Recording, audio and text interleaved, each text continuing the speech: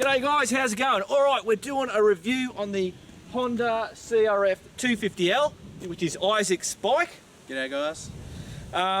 So we've come out to the Crusty Demon Pit. It's a bit bloody windy at the minute, so hopefully the sound's going to be alright. So, how long have you had this bike for? 2 years. 2 years, and you've got... Nearly 17,000 kilometres. 17,000 k's, that's not too bloody bad, is it? Alright, so what we've done is when we're coming in here on some of the big roads, I took it for a ride to do the high speed stuff, so go and check that out now and then come back to us.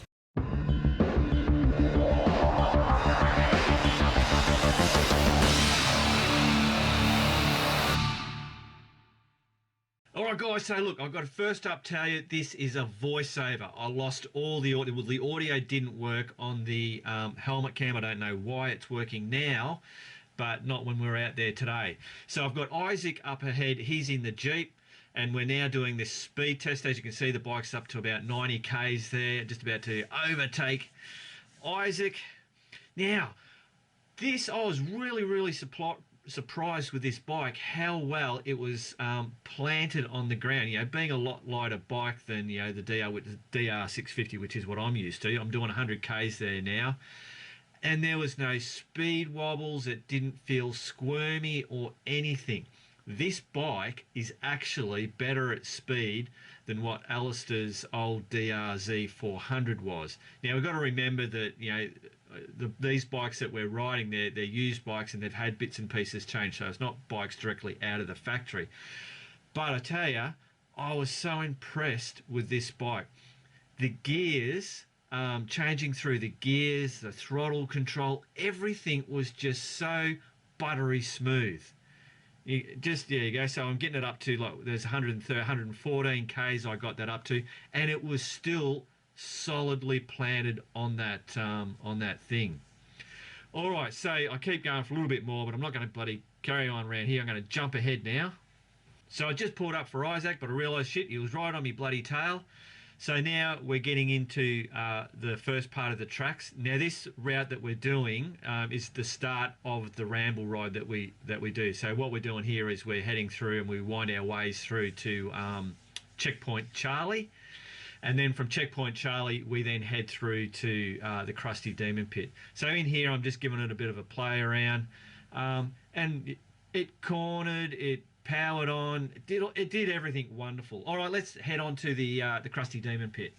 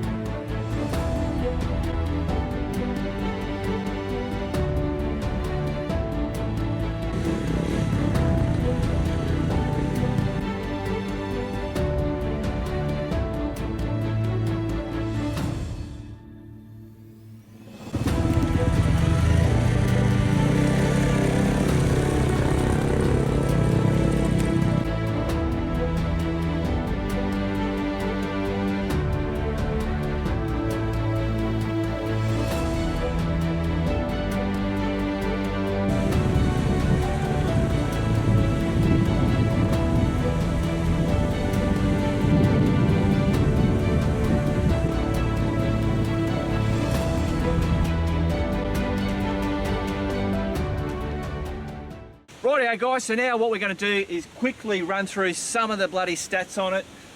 Isaac's going to correct me if I get it wrong. So the front wheels, we got 21 inch. Yep. And the backs, what's the back? 18 inch. So 18 inch on the back.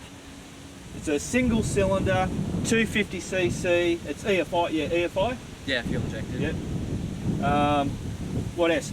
Normal shocks. It's got bloody mono spring there. You were saying what? It's not adjustable. Yeah, so cool. So you can't adjust it, so it is what it is. Yeah, yeah. And you were saying it was a bit soft? Yeah, it's very soft. Like, it's good on the road, but if you get technical off-road, it can be a bit too really soft. Yeah. Yeah, cool.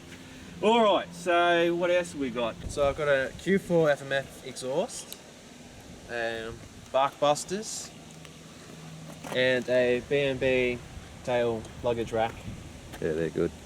Which is the only mods I can think off the top of my... Oh, and a phone holder. Yeah, can't forget the phone holder. Do you want us to turn that gear on? Just have a look at the instruments on it. Oh. A little bit snazzy. Than a DR650, but then anything snazzier than a DR. One of the very few bikes with a fuel gauge on it. Oh, has it got a fuel gauge? Yeah. Oh, I don't see. Look at that. Yeah, cool. All right, guys, I've had to resort to the bit of paper with all the stats on it. The seat height on this is absolute awesome. If you're a short ass, this bike is perfect. Its seat height is 875 millimeters. The clearance, the ground clearance, says 255 millimeters, so it's actually 10 mil closer than a DR650, but still that's pretty bloody good. What else was there? I think that was it. Yeah. I think that's it. All right, I'm going to jump on this thing and just do that little route that I normally do and see how it performs. All right, guys, so sorry again, no bloody audio in this helmet footage. So I'm heading up this thing. It does the tractoring, no worries. I was in first and I click into second gear. Plods along, no worries at all. And like I said before, this thing is really smooth. Now heading up through here, you kind of like figure out that it's, yeah, it feels very nimble, it's very light. Because you've got that low seat height, you know, it just very confidence inspiring. When I was going down that section there, I had it in first gear. Now, compared to the DR650, the gearing on, because it's got 6 gears, when you're in first, it keeps you at a really slow pace, which is, you know, if you're doing some technical stuff, that's a really good thing. Whereas sometimes I can be on the DR and you're going down or whatever, and the idle speed, you're just going that little bit too fast and you feel a bit uneasy. But on this bike, it's a really good pace. Now going down all this kind of stuff and up here and all that, just no worries at all. It didn't feel like it was going to stall, or I didn't have to feather the clutch or anything like that. Now, I don't know if that tractor factor, and this doesn't have as good tractor factor as what the DR650 did, but I don't know, maybe it's something to do with single cylinders, that they naturally have that kind of I'm not too sure, I'm just guessing, I suppose. But look, I loved this bike. I think it's really good for a beginner to get on. Now, when I say, great for a beginner, this isn't a beginner's bike. If you're a experienced rider, you're going to jump on this bike and you can, and here I start giving a bit of a kick out, and it's got plenty of oomph and go, and you can ride the shit out of it. But if you're looking to get into the dual sport, this is a great bike to get on. If you're already a good rider, that's not to say that this is a beginner's bike, if you know what I mean. But I'd just like to let people know that this, if you're getting into it, this is a really good bike to get into, because it has that bit of tractor factor, which is good. That low seat height, it's a lightweight bike.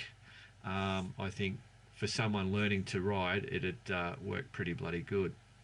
Here, I was just saying to Isaac, I was yelling at him, "Oh, Isaac, I love this bloody bike. It's bloody fantastic." I was actually having a ball, and I'm so pissed that the sound didn't come up on it, because you're missing out on all that. Because that's why I always like to make sure I do filming when I first experience something, because to try and if I was to go back out and try and do it, you're not going to get the same feeling. Well, there you go, guys. I reckon that bike is bloody awesome. Absolute awesome. So, dual sport. Could you do enduro on that? Or is that pushing it a little bit too? You could definitely set it up to do enduro. Standard, probably not. Yeah. Adventure-wise, if you've already got this bike, you could set it up to do adventure. There's a lot of stuff you'd have to do, and that would be starting with the tank. It's only got 7.9 litres in it, so Isaac was saying that it doesn't, Safari doesn't make one. Who is the? I think it was Apex or something like that. It starts with an A. Yeah. They make them. And that was an extra 5. It's an extra gallon. So. An extra 4.5 litres on top of 7.9. So that's 8, 12, and it gets, so 13 litres. And even that's not a lot if you're going to do like the big long adventure stuff. But if you wanted to get out into a national park and ride around all day, yeah, you could do that with that size. You'd probably get about 350 kilometres out of that tank. Oh, right, yep. Yeah, cool.